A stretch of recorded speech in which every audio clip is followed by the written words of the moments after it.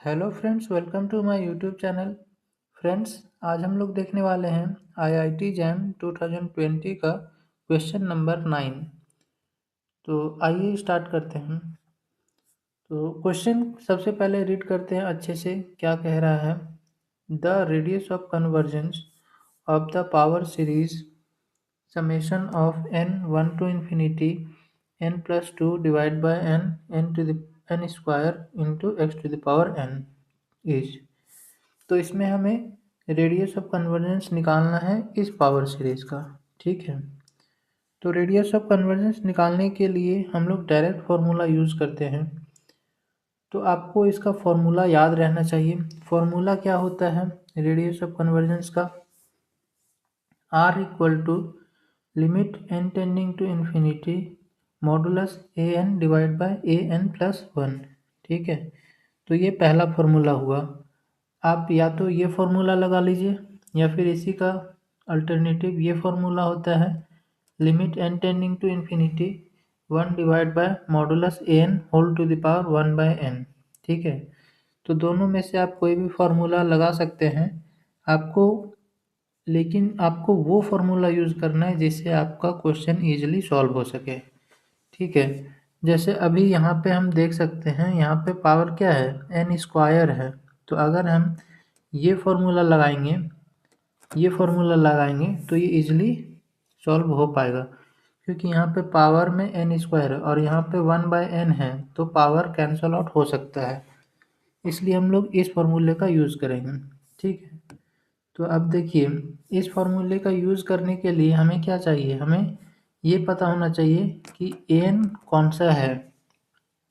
तो एन पता करने के लिए आपको ये पता होना चाहिए कि पावर सीरीज किस फॉर्म में होता है। तो पावर सीरीज का फॉर्मेट आपको पता होना चाहिए कि पावर सीरीज हम लोग लिखते हैं इस तरीके से, summation of n 1 to infinity a n x to the power n। ठीक है, तो अब इससे आप कंपेयर कर सकते हैं, एन क्या है, जो भी x to the power n का कॉफिशिएंट होगा वही हम लोग का एन होता है। तो यहाँ पे क्वेश्चन में हम देख सकते हैं x to the power n का कॉफिशिएंट ये है, तो यही हम लोग का एन हो गया। एन हो गया n plus 2 divide by n whole to the power n square. अब इसके बाद नेक्स्ट स्टेप हमें क्या करना है, हमारे पास एन आ गया। अब आपको या तो ये फार्मूला यूज़ करना है या तो ये फार्मूला यूज़ करना है radius of convergence find out करने के लिए। तो जैसा कि मैंने बताया कि आप ये फार्मूला यूज़ करेंगे तो ज़्यादा ईजिली हम लोग सॉल्व कर पाएंगे। तो हम लोग अभी इसी फार्मूले का यूज़ करने वाले हैं। तो इसके लिए क्या करना पड़ेगा, सिंपली 1 बाय n पावर में कर देना है। एक सेकेंड, पावर में 1 बाय n दोनों साइड कर देंगे 1 बाय n। तो इससे क्या होगा, एक n से एक n कैंसल आउट हो गया और फाइनली हमारे पास क्या बचेगा, यहाँ पे देखिए हमने कैलकुलेशन करके रखा है, इससे आप समझ सकते हैं। Modulus a n whole to the power 1 by n, तो यहाँ पे 1, अभी ये 1 कैसे आया, क्योंकि था n plus 2 divide by n। तो इसको अलग अलग करके सॉल्व कर देंगे, n by n plus 2 by n। ठीक है, तो ये बन गया, ये कट जाएगा, ये आ गया 1 प्लस 2 बाय n। तो यहाँ से हमने ये चीज़ निकाला है। ठीक है, तो अब यहाँ पे ये पॉजिटिव टर्म है पूरा का पूरा, 1 इज पॉजिटिव, 2 भी पॉजिटिव है और n नेचुरल नंबर होता है, तो इसलिए हम लोग इसका मॉडुलस को हटा सकते हैं, क्योंकि पूरा तो पॉजिटिव नंबर है। क्योंकि हमें पता है कि कोई भी पॉजिटिव नंबर अंदर रहता है मॉड के अंदर, तो डायरेक्टली हम उसी नंबर को लिख सकते हैं। ठीक है, तो अब इसके बाद फिर देखिए, अब यहाँ पे हम लोग लिमिट लगा लेंगे। अभी हमारे पास क्या निकला, अभी हमारे पास निकला modulus a n whole to the power 1 by n, ये टर्म निकला है यहाँ पे।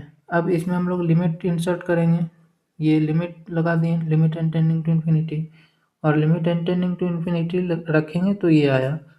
अब इसका वैल्यू आपको याद होना चाहिए कि ये e to the power square होता है। ठीक है, आपको इसका फॉर्मूला आप ऐसे भी याद रख सकते हैं, अगर यहाँ पे जो भी वैल्यू रहा, सपोज दैट आपको इस तरीके से लिखा हुआ है, limit n tending to infinity 1 plus x by n whole to the power n।